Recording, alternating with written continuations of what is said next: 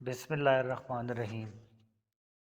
آپ صلی اللہ علیہ وآلہ وسلم نے فرمایا، آسانی کرو اور سختی نہ کرو، اور خوش کرو اور نفرت نہ دلاؤ۔ صحیح بخاری حدیث نمبر 69۔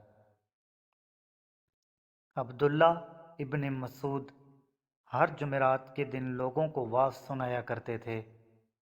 ایک آدمی نے اس سے کہا، اے ابو عبد الرحمن، میں چاہتا ہوں کہ تم ہمیں ہر روز وعظ سنایا کرو۔